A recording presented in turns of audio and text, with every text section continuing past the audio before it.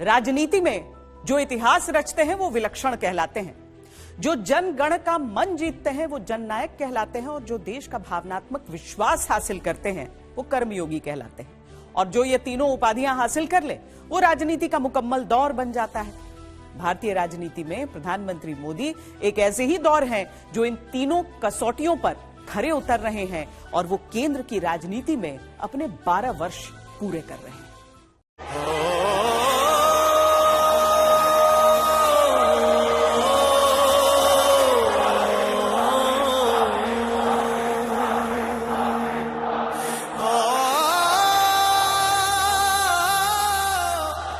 मेरी जो ताकत है वो मोदी नहीं है, 140 करोड़ देशवासी।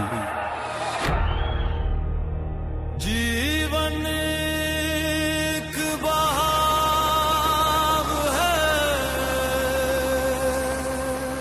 हजारों साल की महान संस्कृति परंपरा, वो ही मेरा सामर्थ्य है। इसलिए मैं जहां भी जाता हूं तो मोदी नहीं जाता, हजारों साल की वेद से विवेकानंद की महान परंपरा को 140 करोड़ लोगों, उनके सपनों को लेकर के, उनको आकांक्षाओं को लेकर के मैं निकलता हूं।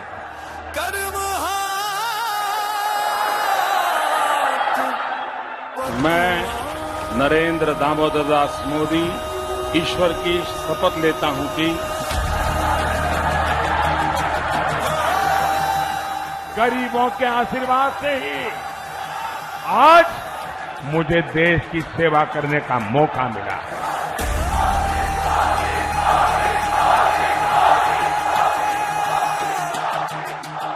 देश के कोटि-कोटि जनों ने भी मुझे आशीर्वाद देने में कोई कमी नहीं रखी। सामर्थ्य मोदी का नहीं है, सामर्थ्य भारत का है।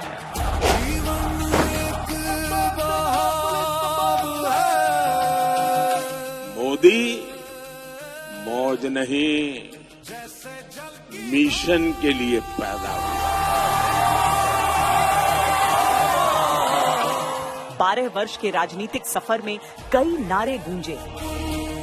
भारत का आम नागरिक कहता है मोदी है तो मुमकिन है, मोदी है तो मुमकिन है। कई नारे जन आंदोलन बन गए। आपका ये चौकीदार पूरी तरह से चौकन्ना है। कई नारों ने देश की राजनीति का रुख पलट कर रख दिया। मोदी की गारंटी यानी हर गारंटी पूरा होने की गारंटी। लेकिन जो कभी नहीं बदला तो वो है 2 शब्दों का एक नाम जो नारा बन गया।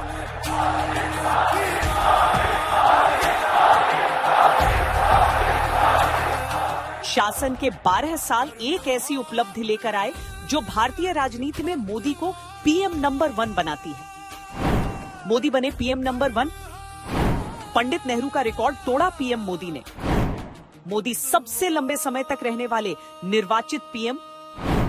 नेहरू 4398 दिन निर्वाचित पीएम रहे। 4399 दिनों के साथ पीएम मोदी ने तोड़ा रिकॉर्ड।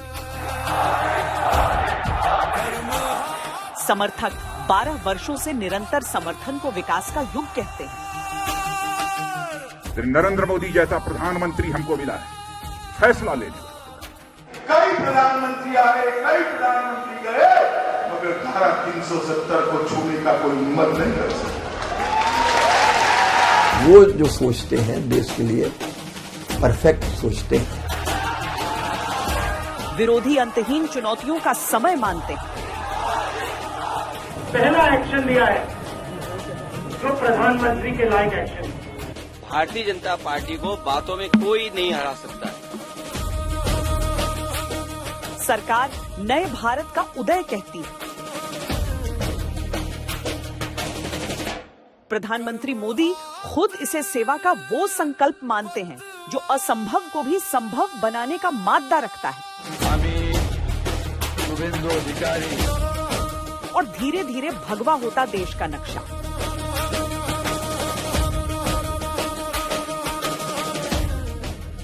हमारा मंत्र सबका साथ सबका विकास का है। हमारा मॉडल गुड गवर्नेंस का है। इसलिए हर राज्य में जनता बीजेपी को दूसरी बार, तीसरी बार फिर से सेवा करने का अवसर देती है।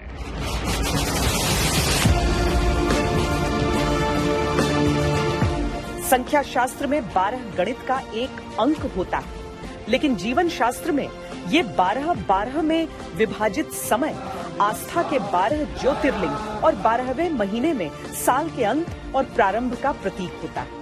राजनीति शास्त्र में मोदी शासन के 12 वर्ष लोकप्रियता और चुनौतियों का संतुलन बनाते हुए निरंतरता कायम रखते हैं। आपके इस आशीर्वाद की शक्ति से मैं दिन रात देशवासियों की सेवा में जुटा रहा। इन वर्षों में देश ने वो फैसले लिए जो अकल्पनीय थे।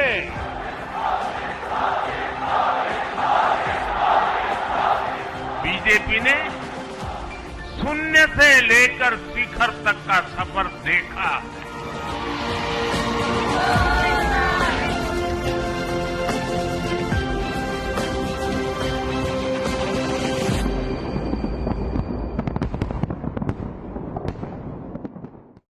अलग अलग संस्कृतियों और मान्यताओं वाले देश में एक चेहरे की स्वीकार्यता कभी आसान नहीं रही, लेकिन गंगा से गंगा सागर तक राज्यों में जीत इस मिथक को तोड़ती है।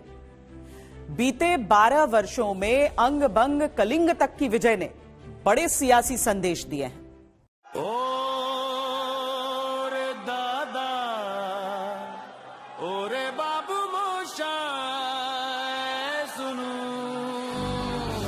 এবার ভোটে বড় যাত্রী চলেছে বাংলা।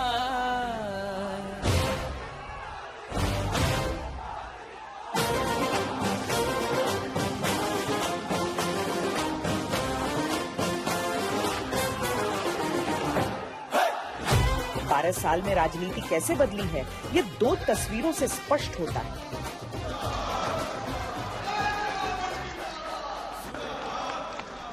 आज हमने जो कुछ भी पाया है वो 5 पीढ़ी खप गई है तब आया है। दीवारों पर दिया जलाते जलाते खपे हुए अनेक परिवार हैं। बंगाल की पावन धरा पर आज एक नया सूर्योदय हुआ है। एक ऐसा सवेरा जिसका इंतजार पीढ़ियों ने किया है। শিলিগুড়ি নিবাসী শ্রী মাখনলাল সরকার कितने ही कार्यकर्ताओं ने अपनी पूरी उम्र दे दी। প্রতীক্ষার মতো দীর্ঘ প্রতীক্ষা। ভারত কেশরী ডক্টর শ্যামাপ্রসাদ মুখার্জি। कितने ही लोगों के प्राण चले गए।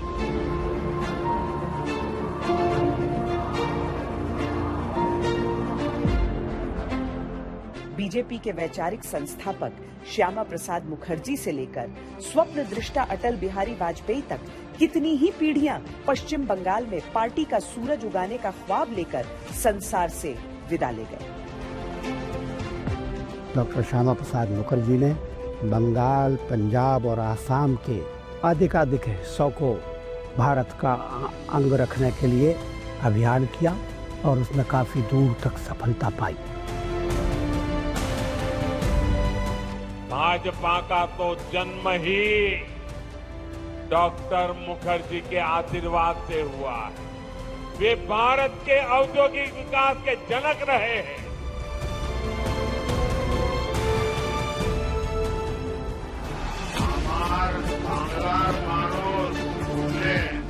खुद प्रधानमंत्री मोदी ने पश्चिम बंगाल में 12 साल पहले जो संभावनाओं का सरोवर तैयार किया था, उसमें अब जाकर कमल खिले। बंगाल की जीत के साथ गंगोत्री से लेकर गंगा सागर तक कमल ही कमल खिला हुआ है।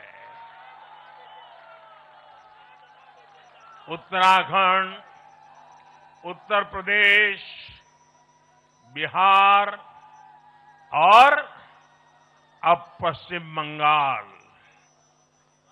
आज मां गंगा के इर्द गिर्द बसे इन राज्यों में बीजेपी एनडीए सरकार है। माननीय प्रधानमंत्री, परम आदरणीय प्रधानमंत्री श्री नरेंद्र मोदी। आसान नहीं था एक दशक में 2 से 77 और फिर 207 तक का सफर तय करना। आसान नहीं था वामपंथ और तृणमूल के किले को ध्वस्त करके जीत का झंडा उठाना। बीजेपी बंगाल में ऐसा भय मुक्त वातावरण बनाकर दिखाएगी, ये मोदी की गारंटी है। बदला नहीं, बदलाव की बात होनी चाहिए। भय नहीं, भविष्य की बात होनी चाहिए। ये उस अड़िग विश्वास की हुंकार है जिसने डर, तुष्टीकरण और हिंसा की राजनीति को जड़ से उखाड़ फेंका है।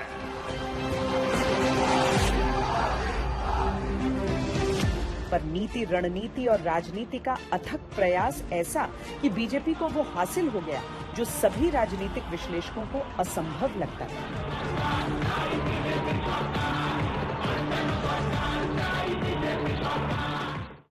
उत्तर से पूर्वोत्तर तक देश का राजनीतिक नक्शा बदल चुका है। इस समय 22 राज्यों में बीजेपी की अकेले या सहयोगियों के साथ सरकार है। देश के 72% भूभाग और 76% आबादी पर अब बीजेपी या एनडीए का शासन है।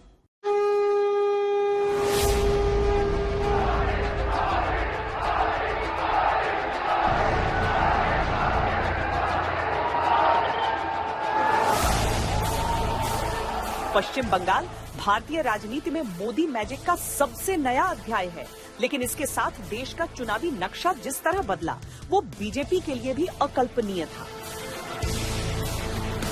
पश्चिम बंगाल की पावन धरती पर हार्दिक अभिनंदन। बंगाल की जीत सिर्फ एक राज्य की जीत नहीं है, बल्कि मोदी शासन के 12 साल की सबसे बड़ी राजनीतिक उपलब्धि मानी जा सकती है।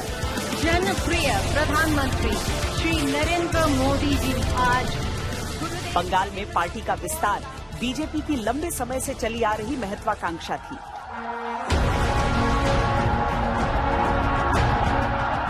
बारह साल पहले 2014 में नरेंद्र मोदी जब केंद्र की सत्ता में स्थापित हुए, तब बीजेपी और उसके सहयोगियों की सिर्फ 7 राज्यों में सरकारें थीं। बीजेपी सिर्फ 5 राज्यों में और शेष 2 पर एनडीए के साथ। बीजेपी और एनडीए का शासन सिर्फ देश की 26% आबादी पर ही था, जबकि 14 राज्यों में कांग्रेस या दूसरे दलों की सरकारें थीं और देश की 37% आबादी पर गैर बीजेपी शासन था।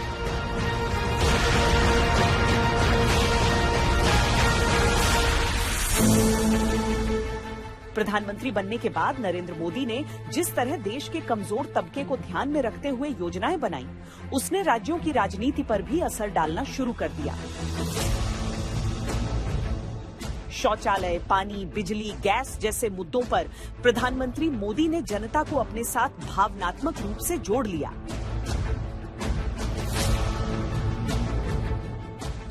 मैं गरीबी का जीवन जीकर आया हूं। मैंने गरीबी को जिया है। गरीब की जिंदगी कितनी तकलीफ वाली होती है ना, उससे मैं गुजरते गुजरते यहां आया हूं। इसलिए गरीब कल्याण की हर योजना की प्रेरणा मेरे अपने जीवन के अनुभव से जन्म लिया है। 2014 से 2018 यानी सिर्फ 4 साल में देश के राजनीतिक मानचित्र पर मोदी फैक्टर का असर ऐतिहासिक रूप से दिखने लगा। 2018 तक बीजेपी या एनडीए की 21 राज्यों में सरकारें हो गईं। देश की 71% आबादी पर बीजेपी और सहयोगियों का शासन हो गया। ये बीजेपी और एनडीए का अब तक का सर्वश्रेष्ठ प्रदर्शन था। कांग्रेस सिर्फ 4 राज्यों में सिमट गई। कांग्रेस के पास भविष्य की सोच ही नहीं बची है। कांग्रेस जंग लगा हुआ वो लोहा है जो बारिश में रखे रखे खत्म हो जाता है। अब कांग्रेस में न देखने का सामर्थ्य बचा है, न देश हित को समझने का। आंदोलनों और विपक्ष के आक्रामक विरोध के कारण 2023 तक एक समय ऐसा भी आया जब बीजेपी और उसके सहयोगियों की सरकारें सिर्फ 16 राज्यों में रह गई। ब्रांड मोदी की चमक पर सवाल उठने लगे। इसी बीच हुआ 2024 का लोकसभा चुनाव। 400 पार का नारा देने वाली बीजेपी 240 पर सिमट गई। तब विपक्ष को लगा अब मोदी मैजिक खत्म हुआ। बीजेपी ने कितना, मोदी जी ने कितना डर फैलाया, एक सेकंड में सब गायब हो गया। अजीब सी बात है, मतलब सालों लगे उस डर को पैदा करने में, सालों लगे, प्लानिंग चली, पैसा लगा और एक सेकंड में खत्म। जनता ने नकारात्मक राजनीति को नकार दिया है, तो उस दिशा में जनता का मतदान हुआ है। भारतीय जनता पार्टी ने हमेशा संविधान को ठेस पहुंचाने का काम किया। लेकिन इसी समय प्रधानमंत्री मोदी ने अपनी आने वाली राजनीति का भी संकेत दे दिया।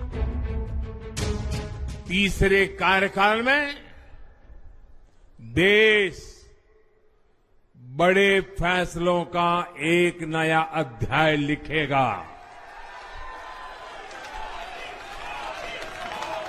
और ये मोदी की गारंटी है।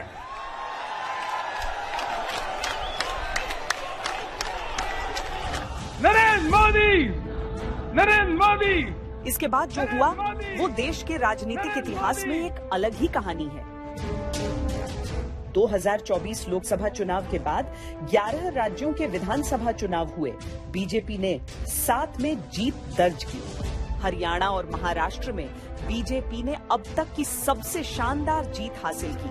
27 साल बाद दिल्ली जीत ली और 2025 में बिहार चुनाव में तो ऐतिहासिक जीत हासिल करके गर्दा ही उड़ा दिया।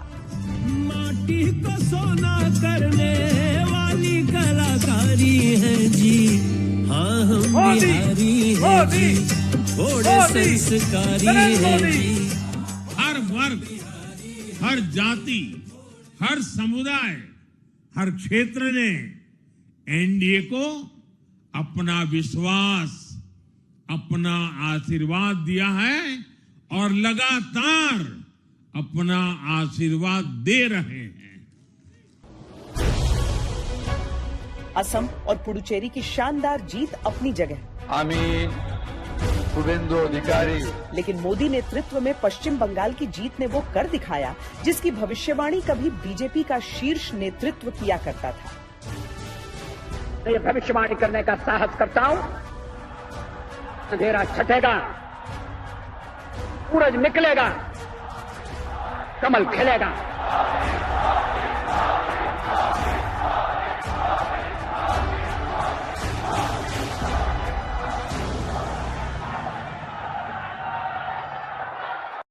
बुलंदियों पर पहुंचना कमाल नहीं, बुलंदियों पर ठहरना कमाल होता है। एकमात्र झारखंड के अपवाद को छोड़ दें, जहां जहां पीएम मोदी के नेतृत्व में कमल खिला, वहां से फिर मुरझाया नहीं। रिपीट जीत से लेकर बीजेपी सरकारों की जीत की हैट्रिकों से राजनीति शास्त्र के पन्ने भर गए।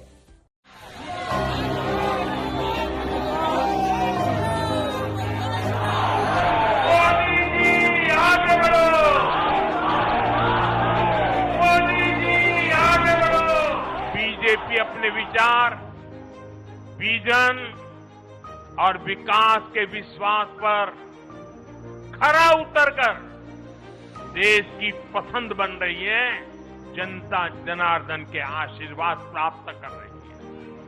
आम्ही शुभेंदु अधिकारी भाजपा ने जितनी सीटें जीती वो महज एक चुनावी आंकड़ा नहीं है, ये उस अड़िग विश्वास की हुंकार है जिसने डर, तुष्टीकरण और हिंसा की राजनीति को जड़ से उखाड़ फेंका है। 9 मई को प्रधानमंत्री मोदी 9वें ऐसे राज्य में अपनी पार्टी का इकबाल बुलंद होते देख रहे थे जहां पहली बार बीजेपी का मुख्यमंत्री शपथ ले रहा था। आम्ही शुभेंदु अधिकारी याद आया होगा वो वक्त भी जब पूरे देश में बीजेपी सिर्फ 2 सीटों पर थी। आज 22 राज्यों में है और उनमें भी 9 राज्यों में पहली बार बीजेपी का मुख्यमंत्री है। निष्ठा व अनुगत्य पोषण करिबो। आज देश के 20 से ज्यादा राज्यों में भाजपा एनडीए की सरकारें हैं। हमारा मंत्र है नागरिक देवो भव। जनता साफ देख रही है, जहां भाजपा वहां गुड गवर्नेंस, जहां भाजपा वहां विकास। समर्थक इसे प्रधानमंत्री मोदी के शासन में बीजेपी का स्वर्णिम काल कहते हैं। गुजरात में 1995 से बीजेपी की निरंतर सरकार है। 2003 से मध्य प्रदेश में बीच के 15 महीने छोड़ दें तो 2 दशक से अधिक समय से बीजेपी की सरकार है। गोवा में 2012 के बाद से बीजेपी का मुख्यमंत्री है। बीजेपी के विचार पुरुषों ने सरकारों के स्थायित्व की जो परिपाटी डाली थी, नरेंद्र मोदी उसे बुलंदियों के छोर तक ले गए और न सिर्फ स्थायी सरकारों के रिकॉर्ड का विस्तार किया, बल्कि असंभव राज्यों में भी सरकारें बनाकर राजनीति का स्थायी परिवर्तन संभव किया। जहां बीजेपी कभी थी ही नहीं, वहां भी उसका मुख्यमंत्री हुआ। 2014 में महाराष्ट्र में बीजेपी सबसे बड़ी पार्टी बनी। अविभाजित शिवसेना के साथ पहली बार बीजेपी के मुख्यमंत्री के तौर पर देवेंद्र फडणवीस मुख्यमंत्री बने। 2014 में ही हरियाणा की जीत के बाद पहली बार बीजेपी के मुख्यमंत्री के रूप में मनोहर लाल खट्टर ने शपथ ली। बीजेपी यहां जीत की हैट्रिक लगा चुकी है। 2016 में पहली बार बीजेपी असम में जीती और पूर्वोत्तर में मोदी युग शुरू हुआ। सर्बानंद सोनोवाल मुख्यमंत्री बने। यहां भी बीजेपी ने जीत की हैट्रिक लगाई है। बीजेपी ने 2016 में पहली बार अरुणाचल प्रदेश में सरकार बनाई और पेमा खांडू मुख्यमंत्री बने। 2017 में बीजेपी ने मणिपुर में गठबंधन सरकार बनाई और पहली बार बीजेपी के एन बीरेन सिंह मुख्यमंत्री बने। सीमावर्ती राज्य में ये बीजेपी की पहली सरकार थी। 2018 में वाम दलों के सबसे मजबूत समझे जाने वाले गढ़ त्रिपुरा में बीजेपी ने पहली बार जीत हासिल की और अब तक लगातार 2 बार से वहां बीजेपी की सरकार है। 2024 में नवीन पटनायक के 24 वर्षों के शासन को खत्म करके पहली बार बीजेपी ने बहुमत से सरकार बनाई। 2026 में बिहार में सत्ता परिवर्तन हुआ और बीजेपी के पहले मुख्यमंत्री सम्राट चौधरी ने शपथ ली। 2026 में पश्चिम बंगाल में भी पहली बार बीजेपी का राज स्थापित हो चुका है और शुभेंदु अधिकारी मुख्यमंत्री हैं।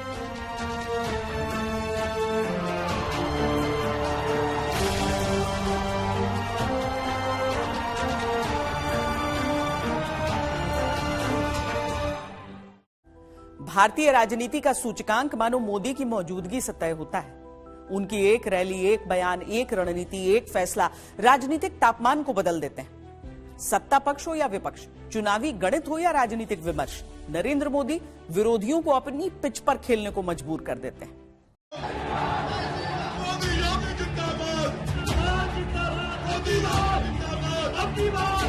किसने सोचा था कि कि समाजवादी पार्टी और बहुजन समाज पार्टी के वर्चस्व वाले उत्तर प्रदेश में 14 वर्ष से सत्ता का वनवास भोग रही बीजेपी बहुमत से लौट सकेगी।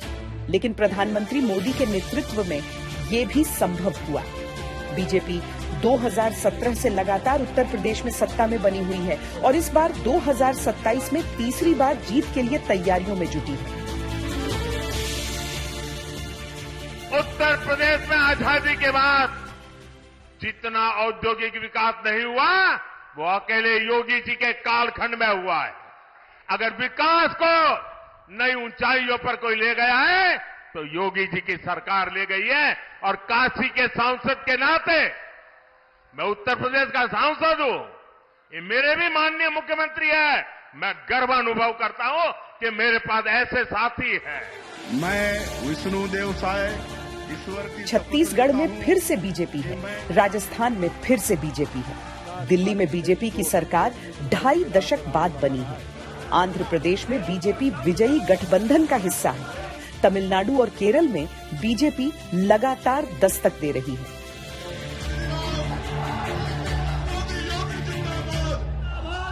प्रधानमंत्री मोदी पिछले 12 वर्षों में विपक्षी राजनीति के लिए लगातार शत्रुंजय साबित हुए। 2014 में उन्होंने कांग्रेस के लंबे दौर को समाप्त कर विकास, मजबूत नेतृत्व और राष्ट्रवाद के नाम पर ऐतिहासिक जीत हासिल की। 2019 में बालाकोट एयर स्ट्राइक, राष्ट्रीय सुरक्षा और कल्याणकारी योजनाओं के सहारे पहले से भी बड़ा जनादेश हासिल किया। 2024 में कड़ी चुनौतियां थी, संपूर्ण विपक्षी एकजुटता थी, लेकिन उसके बावजूद तीसरी बार सत्ता में लौटकर नरेंद्र मोदी ने अपनी राजनीतिक पकड़ और जन स्वीकृति को फिर साबित किया।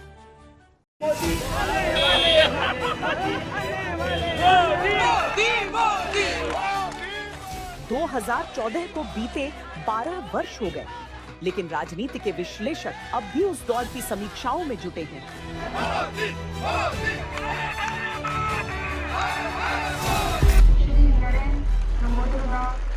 जब पहली बार राष्ट्रपति भवन के प्रांगण में गूंजा, मैं नरेंद्र दामोदर दास मोदी ईश्वर की शपथ लेता हूं कि मैं विधि द्वारा स्थापित भारत के संविधान के प्रति सच्ची श्रद्धा और निष्ठा रखूंगा।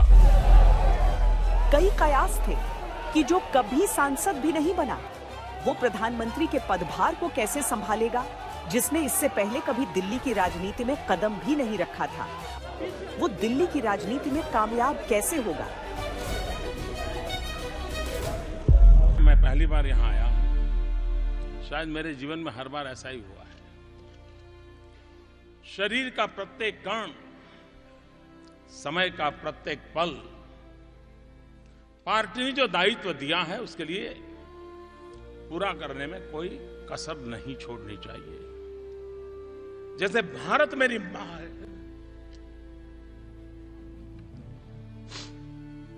वैसे ही भाजपा भी मेरी मां है।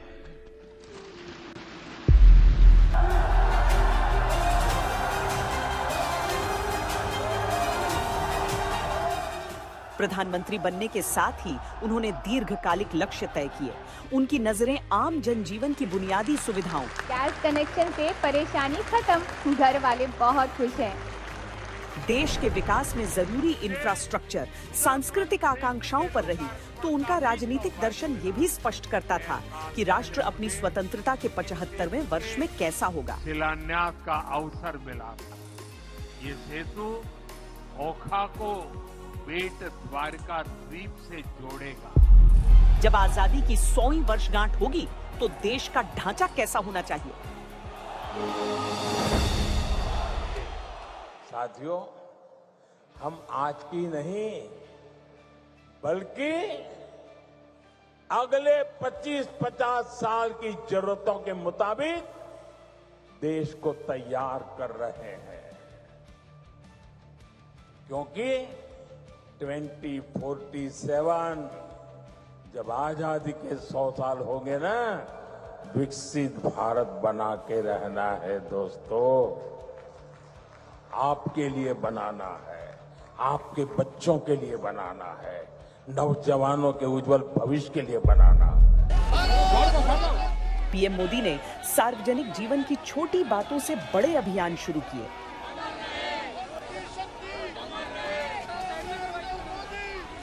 राष्ट्रहित के फैसलों में बेबाकी रखी, दुनिया के सामने देश की नीति स्पष्ट रखी। हम झुकेंगे, हम परिश्रम की पराकाष्ठा करते रहेंगे और अपनी आंखों के सामने 2047 में विकसित भारत बना करके रहेंगे। नरेंद्र मोदी ने राजनीति का कठहरा वर्षों तक संगठन के लिए काम करके सीखा था। वर्षों वो आम लोगों के बीच रहे थे। प्रधानमंत्री बने तो ये अनुभव बहुत काम आया। पारंपरिक वोट बैंक की राजनीति से इतर उन्होंने नया वोट वर्ग तैयार कर लिया। मैं देश की महिलाओं, हमारी बहन बेटियों को विशेष रूप से नमन करता। राजनीति तो परीक्षा ले ही रही थी, लेकिन राष्ट्रनीति में प्रधानमंत्री मोदी के सब्र की परीक्षा का समय भी आया। 18 सितंबर 2016 उरी में पाकिस्तानी हमले में जवान वीरगति को प्राप्त हो गए। देश ये जानना चाहता था कि इसका जवाब कैसे दिया जाएगा, और जवाब मिला भी। आतंकवादी कान खोल के सुन ले, ये देश इस बात को कभी भूलने वाला नहीं है। भारत को किसी ने छोड़ा तो वो छोड़ता भी नहीं। 29 सितंबर की रात दुनिया ने देखा कि शांति के कबूतर उड़ाने वाला भारत कैसे बाज बन गया। सर्जिकल स्ट्राइक करके पूरी बलिदान का बदला ले लिया गया। पाकिस्तान पर ऐसी कार्रवाई हुई कि अब तक का भारत पाकिस्तान इतिहास के सारी समीकरण ही बदल गए। जब कोई टेररिज्म एक्सपोर्ट करने का उद्योग बना करके बैठा हो, युद्ध लड़ने की ताकत नहीं है, पीठ पर वार करने के प्रयास होते हो, तो ये मोदी है। उसी भाषा में जवाब देना जानता है। शासन के 5 वर्ष बीते तो समर्थकों ने सेवा के तौर पर मनाया और विपक्ष ने अपनी वापसी की उम्मीदों के तौर पर देखना शुरू किया। अगले टर्म के चुनावों की तैयारी में देश जुटा था। कयास ये लगाए जा रहे थे कि अब की बार क्या, फिर नरेंद्र मोदी सरकार। लेकिन फिर एक बार राष्ट्रनीति की परीक्षा की घड़ी आ गई। 14 फरवरी 2019 में पाकिस्तान की शहर पर पुलवामा अटैक हो गया। 40 जवान शहीद हो गए।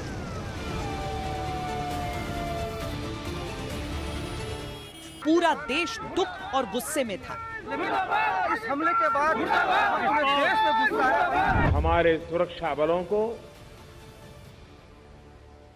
पूर्ण स्वतंत्रता दे दी गई है। मैं आतंकी संगठनों को और उनके सरपरस्तों को कहना चाहता हूं कि वे बहुत बड़ी गलती कर चुके हैं। बहुत बड़ी कीमत उनको चुकानी पड़ेगी। 26 फरवरी 2019 को बालाकोट एयर स्ट्राइक के जरिए पाकिस्तान को ऐसा जवाब दिया गया कि पाकिस्तान का वजूद कांप गया।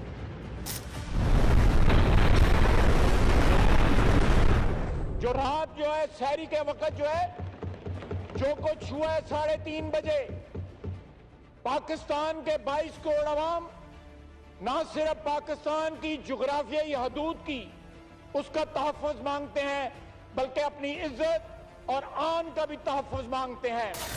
पूरे विश्व को यह संदेश गया कि यह नया भारत है जो घर में घुस कर मारता है। लेकिन यही वो समय भी था जब देश की राजनीति में 2019 के आम चुनावों का गणित बिठाया जा रहा था।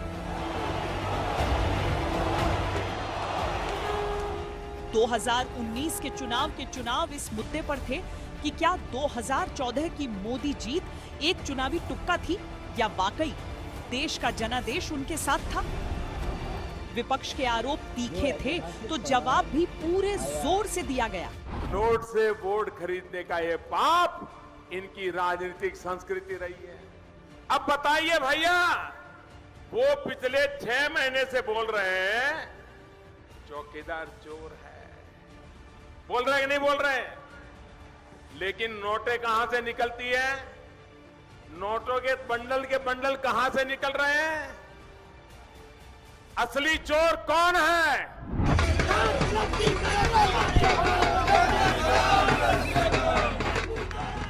नतीजा आया तो ब्रांड मोदी पर जनता ने विश्वास की मुहर और मजबूती से लगा दी।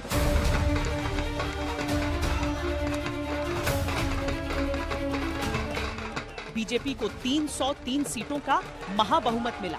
राष्ट्रपति भवन में फिर एक बार वही आवाज गूंजी। मैं नरेंद्र दामोदर दास मोदी ईश्वर की शपथ लेता हूं। प्रचंड बहुमत ने साबित कर दिया कि 2014 की जीत तुक्का नहीं थी।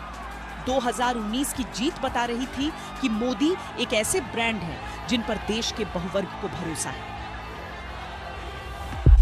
दूसरी बार सरकार वही थी, लेकिन मोदी के तेवर इस बार अलग थे। जम्मू कश्मीर में धारा 370 का नासूर, जो दशकों से देश की राजनीति को प्रभावित कर रहा था, उसे उखाड़ फेंका। एग्रेसिव होने की क्या बात कर रहे हो? जान दे देंगे इसके लिए। 3 तलाक कानून बना और देश की राजनीतिक धारा ही बदल गई। सशक्तिकरण की दृष्टि से, नारी गरिमा और सम्मान की दृष्टि से 3 तलाक विधेयक का संसद में पारित होना भारत के संसदीय इतिहास का एक गौरवशाली दिन है। हम प्रधानमंत्री मोदी जी का नारी गरिमा के प्रति इस प्रकार का एक महत्वपूर्ण कदम उठाना, इसके लिए अभिनंदन करते हैं और मैं विश्वास व्यक्त करता हूं कि नारी सशक्तिकरण की इस दिशा में इस बहुत बड़े कदम को हम आगे बढ़ाने में सफल होंगे। कोविड के रूप में वैश्विक रूप से परीक्षा का समय आया तो राष्ट्र मोदी की एक अपील के पीछे खड़ा हो गया। पूरे देश में आज रात 12 बजे से संपूर्ण देश में संपूर्ण लॉकडाउन होने जा रहा है। इस बीच चीन ने गलवान में दुस्साहस किया तो जवाब सेना ने दिया। लेकिन चीन के करीब सीमा पर खड़े होकर प्रधानमंत्री मोदी ने जिस तरह चीन को ललकारा, उसने ये स्पष्ट कर दिया कि नए भारत के तेवर भी नए हैं। अभी जो आपने और आपके साथियों ने वीरता दिखाई है, उसने पूरी दुनिया में ये संदेश दिया है कि भारत की ताकत क्या है।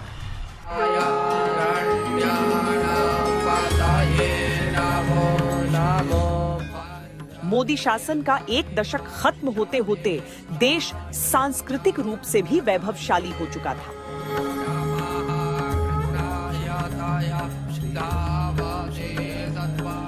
काशी में बाबा विश्वनाथ कॉरिडोर, बाबा विश्वनाथ, मां अन्नपूर्णा, मां गंगा की जय हो। हर हर महादेव। और अयोध्या में श्री राम मंदिर इसकी गवाही दे रहा था।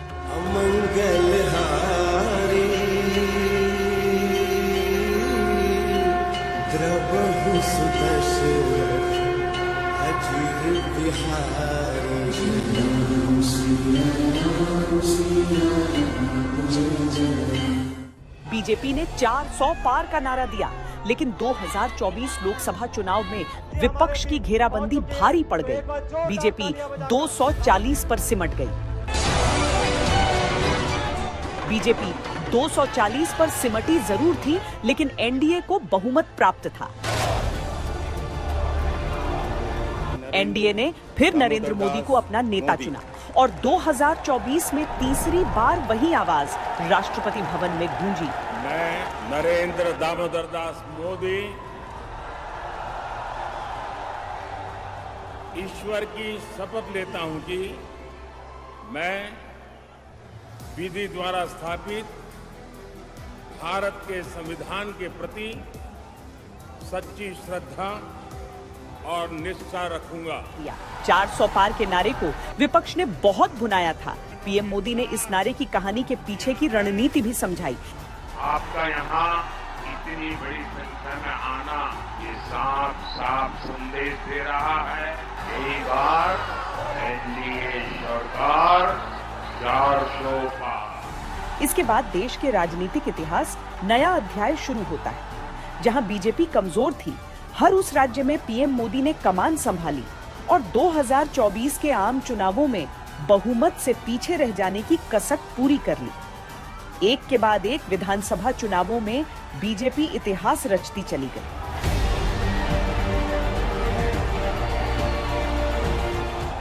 कई जगह विपक्ष सम्मानजनक स्थितियों तक में नहीं रहा।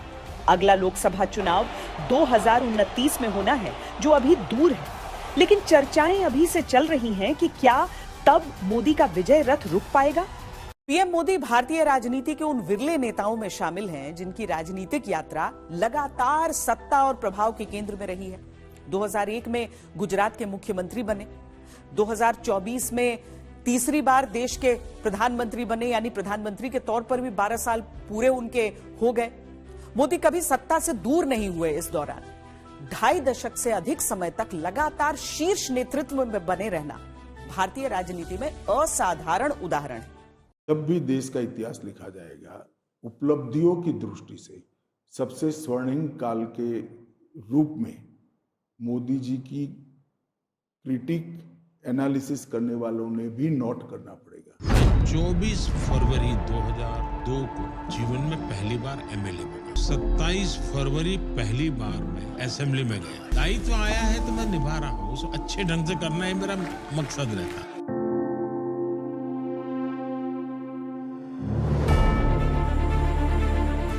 मार्च 2026 की तारीख जैसे ही बीती, पीएम मोदी ने सिक्किम के पूर्व मुख्यमंत्री पवन कुमार चामलिंग के 8,930 दिनों के सबसे लंबे सरकार के प्रमुख के कार्यकाल का रिकॉर्ड तोड़ दिया।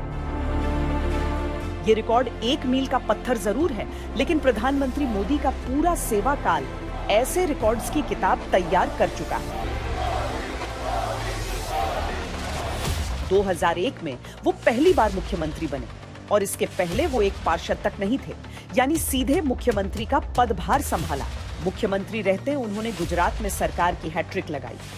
2014 में वो प्रधानमंत्री बने तो उसके पहले वो संसद के किसी सदन के सदस्य नहीं थे, वो सीधे चुनाव लड़कर प्रधानमंत्री बने और यहाँ भी सरकार की हैट्रिक का इतिहास दोहराया। मैं पहली बार यहाँ आया हूँ, शायद मेरे जीवन में हर बार ऐसा ही हुआ है।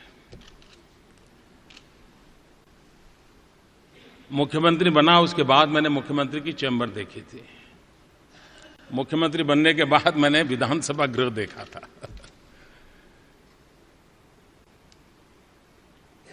आज भी ऐसा ही एक अवसर आया है। अद्भुत है ये रिकॉर्ड कि 25 वर्षों से नरेंद्र मोदी सरकार के प्रमुख बनने के बाद एक भी दिन बिना पावर के नहीं रहे। 25 जुलाई 2025 को नरेंद्र मोदी ने बतौर प्रधानमंत्री इंदिरा गांधी के 4077 दिन के लगातार प्रधानमंत्री के रिकॉर्ड को पार कर लिया था। जवाहरलाल नेहरू के नाम सबसे लंबे समय तक निर्वाचित प्रधानमंत्री रहने का रिकॉर्ड था। नेहरू ने 13 मई 1952 को निर्वाचित प्रधानमंत्री के तौर पर शपथ ली और वो 27 मई 1964 तक प्रधानमंत्री रहे। पंडित नेहरू ने कुल 12 साल 14 दिन तक शासन किया, यानी वो कुल 4398 दिन तक प्रधानमंत्री रहे। नरेंद्र मोदी ने 26 मई 2014 को पहली बार शपथ ली और वो निरंतर तीसरे कार्यकाल के साथ अब भी प्रधानमंत्री हैं। 9 जून को नरेंद्र मोदी का कार्यकाल 12 साल 15 दिन का हो गया, यानी कुल 4399 दिन, और इसी के साथ सबसे लंबे समय तक निर्वाचित प्रधानमंत्री का रिकॉर्ड भी उनके नाम हो गया। इतिहास में नाम अंकित करने के लिए न मोदी पैदा हुआ है, न मोदी का वो मकसद है, और मैं नहीं चाहता हूं मोदी को लोग उन 125 करोड़ देशवासियों की तरह ही एक माने, उससे ज्यादा मानने की जरूरत नहीं है। 25 वर्ष के सार्वजनिक जीवन में पीएम मोदी एक भी छुट्टी न लेने का दावा करते हैं। लेकिन देश की राजनीति में वो अभी तक ऐसे असंभव लक्ष्य बनकर सामने आए हैं जिसका जवाब विपक्ष के पास फिलहाल नहीं दिखता। प्रधानमंत्री मोदी की ऊर्जा राजनीतिक विश्लेषकों के लिए रिसर्च का एक विषय है। 75 वर्ष की उम्र में भी वो नए प्रयोगों से पीछे नहीं हटते। वैश्विक पटल पर वर्ल्ड लीडर की छवि में वो मजबूत दिखते हैं। विदेशी सम्मान पाने वाले नेताओं में वो दुनिया में पहले नंबर पर आते हैं। नरेंद्र मोदी को अब तक 33 अंतर्राष्ट्रीय सम्मान प्राप्त हो चुके हैं, जिनमें से अधिकतर कई देशों के सर्वोच्च सम्मान हैं।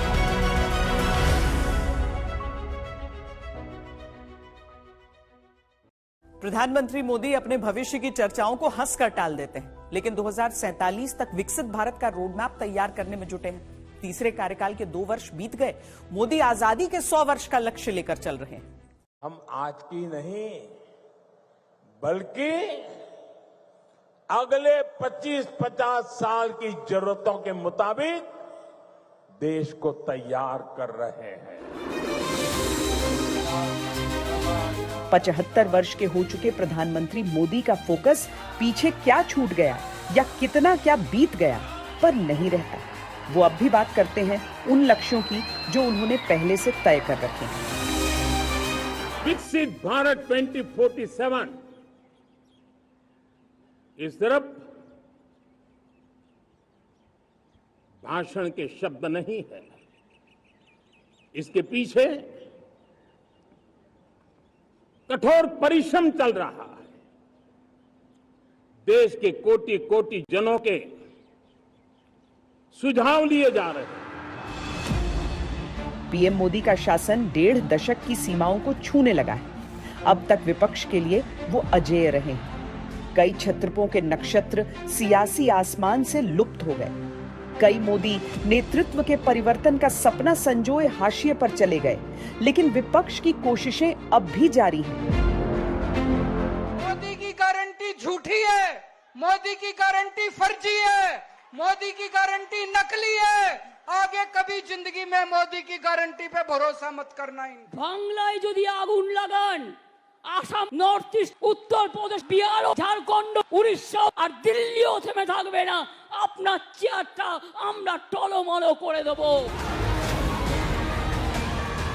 समर्थकों का कहना है कि प्रधानमंत्री मोदी पहले से अधिक ऊर्जा के साथ चल रहे हैं।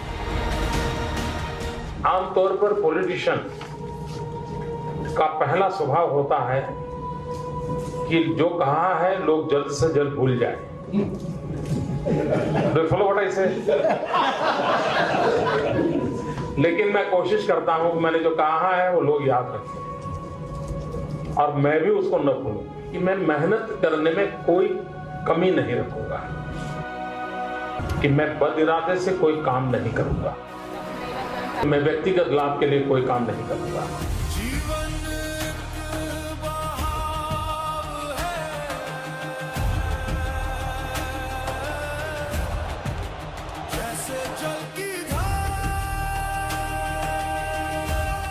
उनका दावा आज भी फेंके हुए पत्थरों से सीढ़ियां बना लेने का रहता है। वो आज भी सत्ता को सेवा के संकल्प से जोड़ते हैं। वो आज भी जनता की उम्मीदों का भारत बनाने की बातें करते हैं। वो बस चल रहे हैं और साथ साथ चल रही है देश की राजनीति।